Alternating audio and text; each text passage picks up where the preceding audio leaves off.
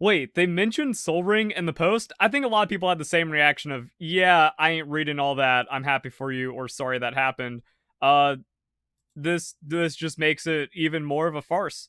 We're not banning Soul Ring, have no desire to. Yes, based on the criteria we've talked about, it would be banned. Soul Ring is the iconic card of the format, the identity of the format. You cannot pay me to post anything this stupid.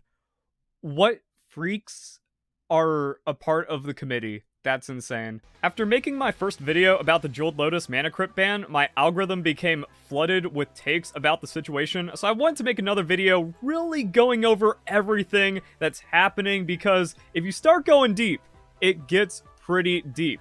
They were selling us the dream of owning a Mana Crypt and Jeweled Lotus while having an ongoing conversation with the Commander Rules Committee about banning Mana Crypt and Jeweled Lotus. So yeah, promotional material for something this awesome, that makes sense. You could get the cracked Mana Crypt in Ixalan, let's go.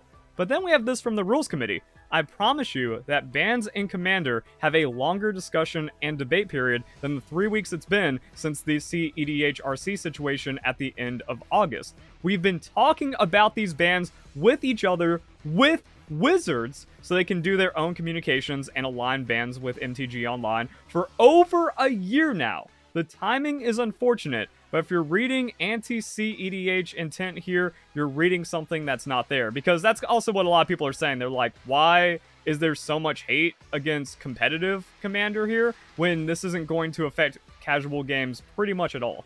And that's also what Rule 0 is supposed to be about. Rule 0 is to fix casual where competitive is too expensive or has too much nonsense going on, not the other way around. Forced restrictions is not what Rule 0 is there to fix. And then kind of also showing like, yo, look at the neon versions of Mana Crypt. And then you just look into the language. We've been talking about these bans with each other and with Wizards for over a year now. And a year ago, there was this promotion for Mana Crypt. Which, like, depending on how crazy and how nefarious you want to get into it, it's like, yo, they held off the ban until all the products sold, and then when it slowed down, that's when they did the ban, but they knew the ban was coming. They didn't give any players heads up. They just dropped it on us. There's something up. Something is not cool, and that it's understandable at the very least why people are getting conspiratorial when it looks like this. What's really interesting is that 2 weeks before the previous quarterly update, there was a massive dump of Commander Masters on Amazon for Prime Day, priced at $209 when they had been steadily climbing. It's weird stuff, and people are getting other comments from RC, so nobody on the Rules Committee hates competitive Commander. Every card on the ban list was there because Rule 0 wasn't sufficient in preventing play patterns that detract from the format.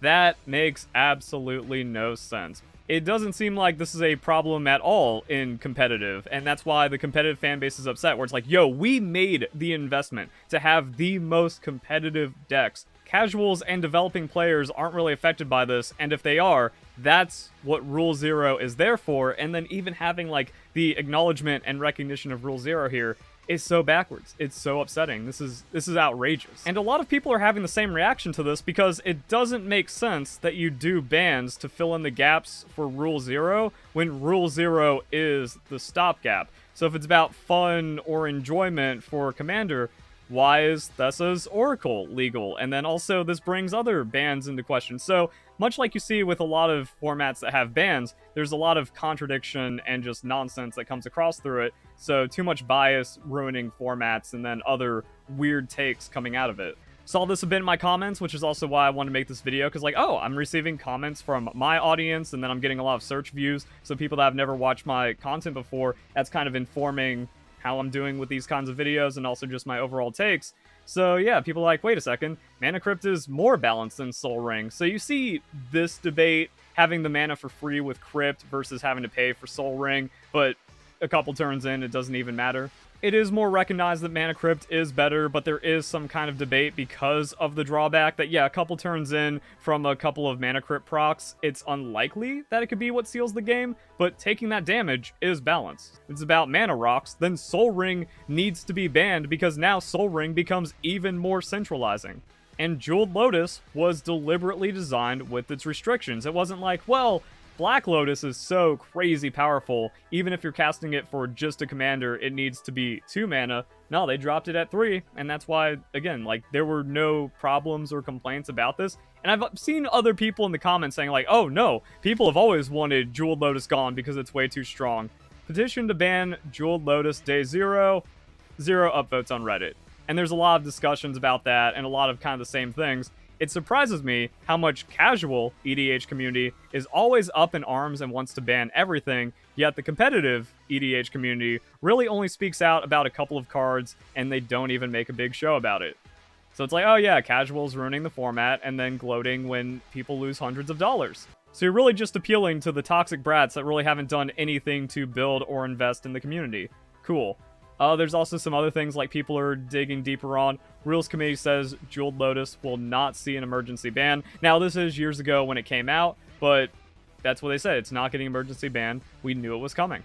Now, yes, metas change and formats and new cards and power level and stuff to where it's like, okay, it can be a problem now, but even a lot of people were complaining about it when it first came out. It became established, got really comfortable. People were like, yep, it's just a fact of life. You got Jeweled Lotus, you got Mana Crypt, you got Soul Ring. That's Commander, and we play it because it's fun anyways, and then suddenly this ban comes out, and all of these, like, weird things about the decision end up coming out. We have a big post on Reddit about the ban list. You know, people like, wait, what did I even wake up to? This is what I'm feeling. Other than Nadu, surprised at all of these. So it was a blindside to most of the dedicated community. And now Soul Ring is the default tentpole of the format, but they can't ban it because then every precon becomes illegal out of the box. Interesting logic on Soul Ring because they're basically saying one instance of fast mana is okay, multiples is a no-no. Will be interesting to see how many people move over to the black-red ritual train, so now it's like other meta discussion implications. What a crazy thing that ended up coming out. Also, other people picking apart the ban logic. I don't know who to break it to, but games of Commander are still going 6 to 8 turns without the help of any of the cards that were banned today.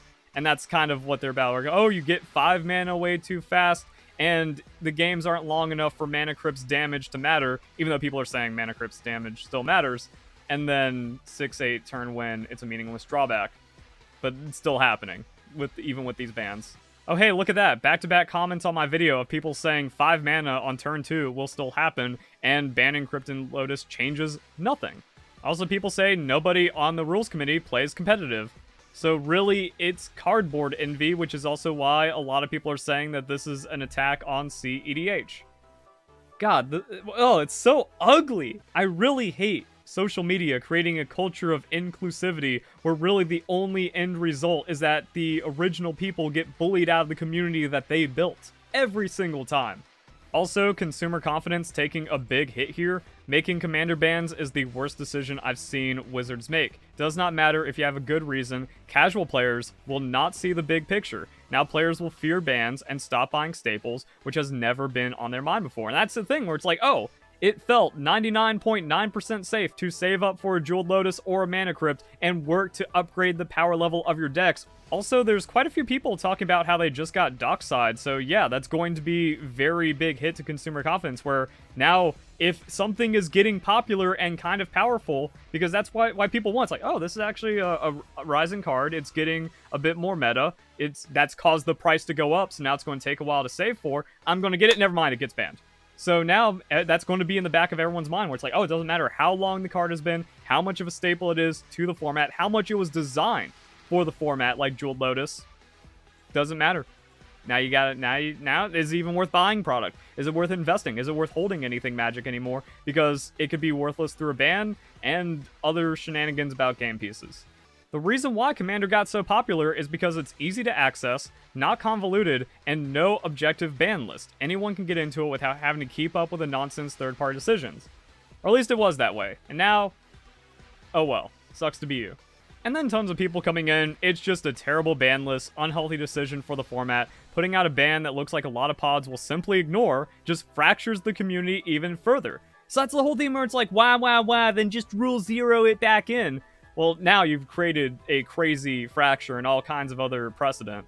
where if a heavily impactful decision is so stupid that a lot of people just choose to ignore it, but then that's also going to cause problems because people are going to go, well, the rules committee said it's banned, so now you can't use it even if you're trying to rule 0, and it just creates problems. And this mirrors what I've talked about with Smogon in Pokemon, because they make awful nonsense ban decisions. Official Pokemon only supports double battles, so 2v2, and even though single battles are naturally balanced, a community of weirdos just kind of came in and went, well, since Pokemon doesn't care about it, this is the only way you can have true competitive Pokemon, and they made their ban list to kind of come off as more official and more credible, and it's really just their top players banning what they don't want to play against. It just shows why ban lists are stupid, except in like extreme unanimous cases of way too much power being put into a game. So yeah, we need better leadership and a dedicated rules committee. So it really does seem like the rules committee is a bunch of controversial weirdos that want to make their format instead of the format that the community built, but it also does get supported by Magic. Official Magic the Gathering account recognizing it, which actually has huge impact to the entire product line. I've also seen a lot of comments of people saying, well, since Commander isn't official, this isn't that big of a deal. But Magic is supporting Commander with Commander products and then designing their sets to have consideration for Commander since it's such a large, impactful format.